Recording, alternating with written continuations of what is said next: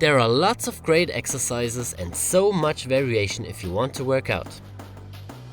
However, there are also a bunch of dangerous and ineffective exercises with that you not only waste your time, but also risk your health.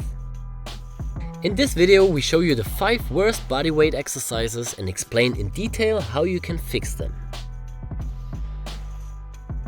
The first one are poorly executed PLYO push-up combinations and variations. PLYO push-ups are often used to train for explosive strength, but there are also a lot of people who only do them because it looks cool. The biggest issue for this movement is the lack of control, muscle tension, joint stabilization and joint alignment. When you push yourself up in the air and can't stabilize your joints on the way down, you don't do your body any kind of favor. This movement can damage your elbows, your shoulders and of course your lower spine. If your goal is explosive strength, just stick to the hand release push-up. Here you can easily adapt the difficulty to your level. The stronger you are, the more you can release your hands from the ground, but only if you are able to keep the correct form when you come back to the ground again.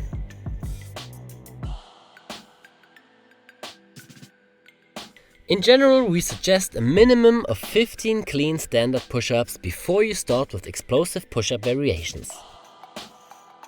The second exercise is the behind the neck pull-up. During the behind the neck pull-up, your shoulders are in an external rotation and abduction.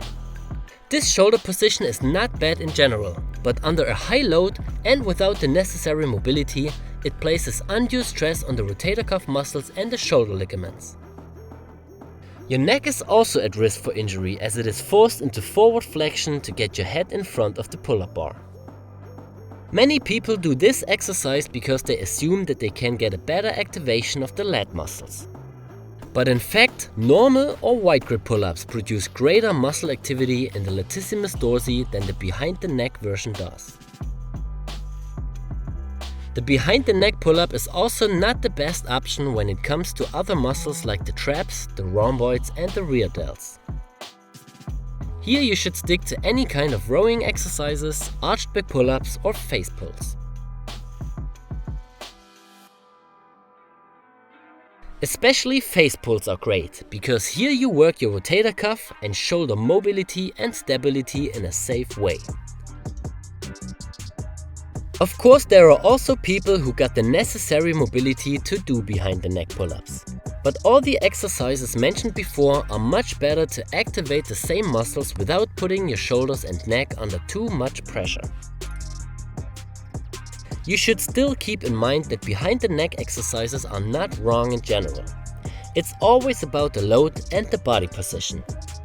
A behind the neck swimmer movement, for example, is a great exercise to strengthen your muscles and increase your shoulder mobility. The next exercise is the back to the wall handstand push-up. Here we got a similar problem as in the behind the neck pull-up. With this execution you put unnecessary load on your shoulders and elbows. In addition, you also have to arch your back to get the right center of gravity. A much better and safer way is to do handstand push-ups with the belly facing the wall. This movement is much harder but eliminates all the downsides mentioned before. This execution allows you to do the exercise with a straight back, a much safer shoulder position and also with a higher range of motion. The key point for this exercise is to move your body out of its nearly vertical line and with that moving your shoulders in front of your wrists. This movement allows a straight position in your spine and creates a much better movement path for your shoulders. So it's much safer and more effective if the elbows are pointing more backwards than outwards.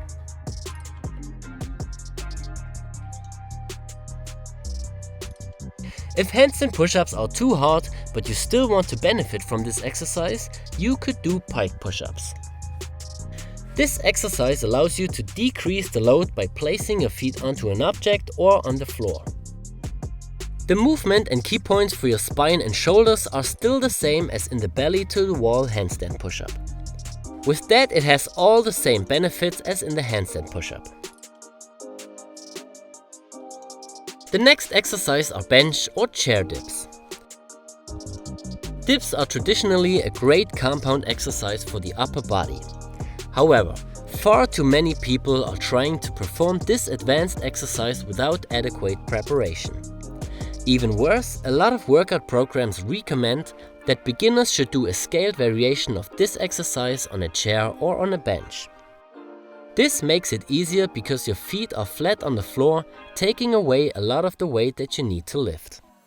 However, this is an awful exercise because many people do not have adequate shoulder mobility to perform this movement safely and effectively.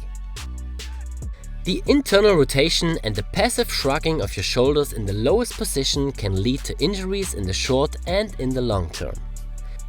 When we compare it to a normal dip, and especially to our favorite dip variation, the chest dip, you will see that your shoulders are in a much better position.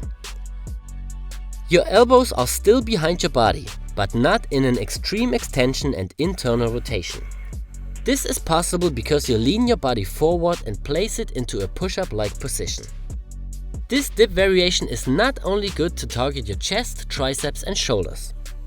We highly recommend this version not only instead of bench dips, but also instead of triceps dips.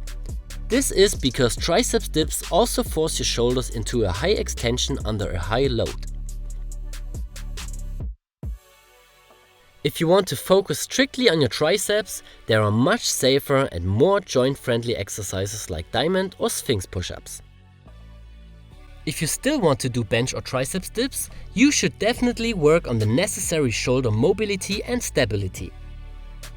To improve your active range of motion, you could do exercises like the easy bridge or work on your shoulder extension with a stick. Find both exercises in our mobility program. The last exercise are sit-ups. The sit-up is not only bad for your spine in the long term, it's also a complete waste of time if you want to hit your abs. The sit-up heavily involves your hip flexors. When these muscles are too tight, they can create several problems like imbalances and back pain. Another issue is the repetitive spine movement in combination with the high shearing forces that occur in the lower spine. If you're doing hundreds of sit-ups every week, you will wear out your spine and the discs between the vertebrae much faster than it should be. If you want to train your abs effectively in a similar way, you should do crunches instead. Unlike a sit-up, in a crunch the lower back stays on the floor. Here you only flex your spine and with that engage your abs. In the sit-up, on the other hand, you go all the way up with the help of your hip flexors. The additional movement of the sit-up doesn't give you any benefit for the development of your abs. Even if crunches are very effective when it comes to ab activation, we still don't recommend to do them too often. As mentioned before, the problem is the repetitive flexion of your spine. It's not a problem if you include crunches once a week or so, but don't do hundreds of it every day, even if One Punch Man told you so. If you want to make sure to do the most effective exercises, not only in terms of muscle activation, but also from a biomechanical standpoint, you should check out our workout programs. All programs are built on a scientific foundation, created with our experience as trainers, athletes, sports scientists and physical therapists. No matter which goal you have or on which level you are, we offer the right program for you. Get strong, stay healthy and build the body of your dreams. For any further information, just visit calymove.com. I'm Alex and I'll see you in the next video.